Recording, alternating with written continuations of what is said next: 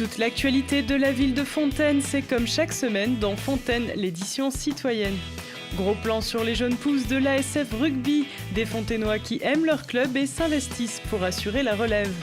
Et puis vous découvrirez la nouvelle branche de l'association Les Petits Frères des Pauvres à Fontaine. À peine créée, elle accompagne déjà près d'une trentaine de personnes isolées.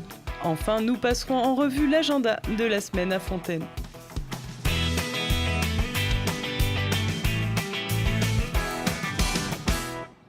L'ASF Rugby de Fontaine, un club sportif bientôt cinquantenaire, monté jusqu'en 3e division, plusieurs fois champion des Alpes, c'est aussi un lieu d'apprentissage. En partenariat avec Sassenage, l'école de rugby forme les plus jeunes à ce sport exigeant. Nous partons à sa découverte par une froide soirée d'hiver. C'est une école de rugby qui vit bien. On est à plus de 120 adhérents depuis les 5 dernières années. Une petite baisse cette dernière année, mais qui est commune à peu près toutes les écoles de rugby de France. C'est l'effet après Coupe du Monde, on va dire. L'esprit, c'est ce qu'on appelle les valeurs du rugby, mais elles sont ce qu'on en fait. Et on essaye justement de les tenir, c'est-à-dire à la fois le respect, à la fois le supplément d'âme qui fait ce sport. C'est un sport de contact qui peut être dur. On a un bel exemple aujourd'hui, il fait 0, le terrain est dur et les enfants sont là. On a pratiquement toutes les catégories avec pas l'effectif total mais pas loin. Donc c'est ça, c'est ces messages qu'on essaye de véhiculer, c'est cela. Et puis au-delà du sport, d'aller chercher toujours de faire le mieux possible. Mais la victoire au niveau de l'école de rugby, c'est pas ce qu'on recherche, c'est plus apprendre et en s'amusant. Des valeurs au cœur du club qui bat notamment grâce à la transmission. Véritable trait d'union, les anciens gamins devenus ados ou adultes entraînent à leur tour les plus jeunes. C'est le cas d'Alexandre et Elliot, respectivement entrés à l'école de rugby à l'âge de 5 et 4 ans. Ils transmettent aujourd'hui leur savoir aux jeunes pousses de demain. Mais alors, qu'est-ce qui est le plus compliqué lorsque l'on passe de l'autre côté ? C'est leur expliquer les choses, leur expliquer la façon dont on nous l'a expliqué nous, de faire les exercices. C'est de faire les choses bien. Voilà, c'est ça. Aussi de se faire respecter vraiment en tant que coach. On les connaît quand ils sont petits aussi, on joue avec eux et du coup maintenant il faut leur parler en tant que coach et plus en tant qu'ami. Alors, super. Pour ma part en tout cas, c'est rendre ce qu'on m'a donné aussi depuis que je suis tout petit. Déjà moi c'était des jeunes qui m'entraînaient avant, c'est des jeunes qui m'entraînent, du coup à mon tour de mettre la main à la pâte, si on peut dire ça. C'est ça.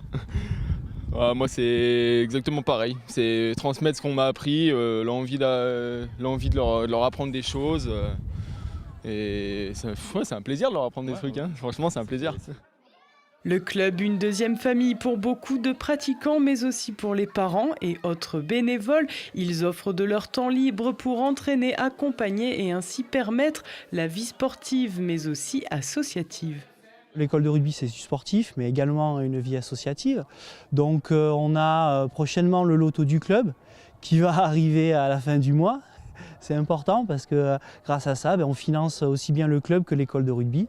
Notamment chaque année, on essaye de mener les enfants de Fontaine en voyage à frais très très modérés. Ce voyage de fin d'année qui nous permet un peu d'associer au projet sportif, un projet social et un projet de vivre ensemble.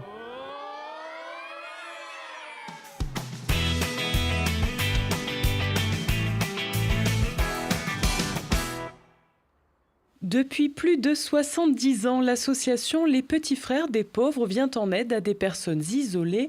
Présente de longue date sur Grenoble, sa branche fontainoise a récemment vu le jour grâce au combat mené par les bénévoles fontainois et au soutien de la commune.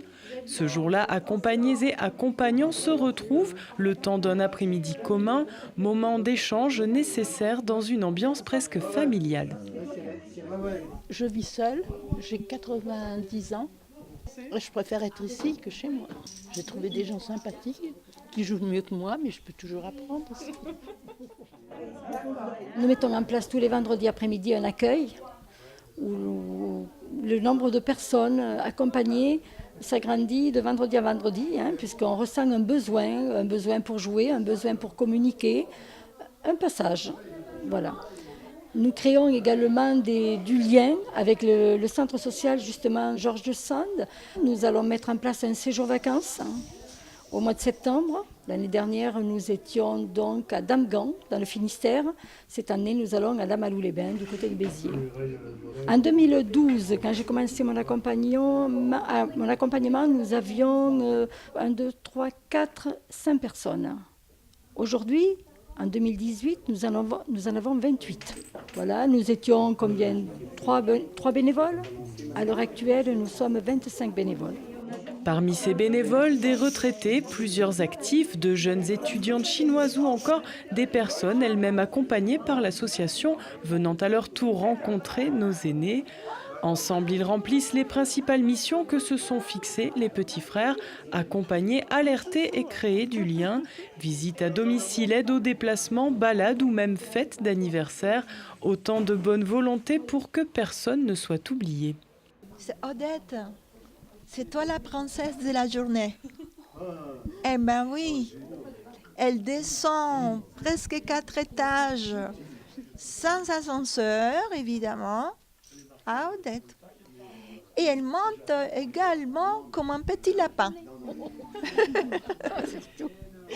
Et aujourd'hui, on a un plaisir de la voir parmi nous, en souhaitant qu'on aura encore d'autres vendredis ensoleillés avec sa présence. D'accord. Ah, c'est formidable. Et vous avez donc une personne accompagnante, c'est ça le terme ? Oui, elle est là. Est-ce que vous pouvez me la présenter en un mot ? Oui, Ghislaine. Très bien, elle m'apporte un peu de joie à la maison, que je peux parler. Une amitié qui est née. Oui. Les petits frères à Fontaine sont partis pour durer. N'hésitez pas à les contacter pour les rejoindre ou connaître les activités proposées.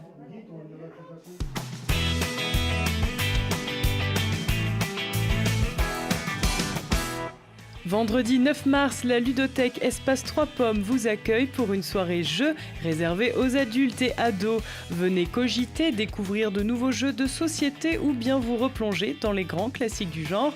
Entrée gratuite dès 20h.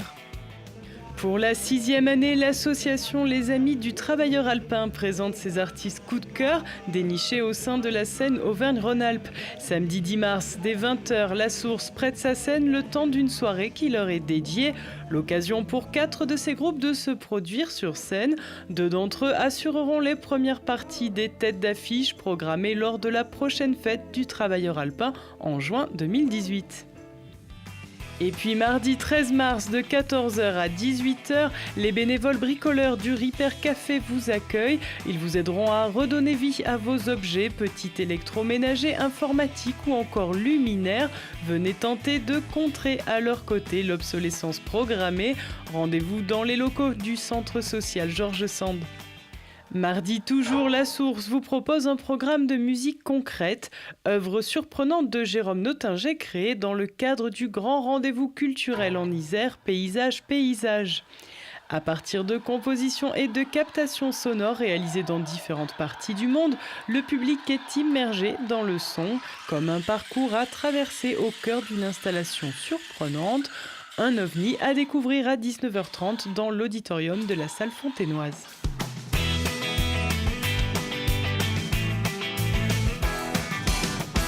Et on se quitte avec la photo de la semaine. Les enfants de l'accueil de loisirs de Saint-Nizier, géré par la ville de Fontaine, ont pu, durant ces vacances scolaires, s'initier au ski, à la course d'orientation ou encore au tir à la carabine laser. À la semaine prochaine.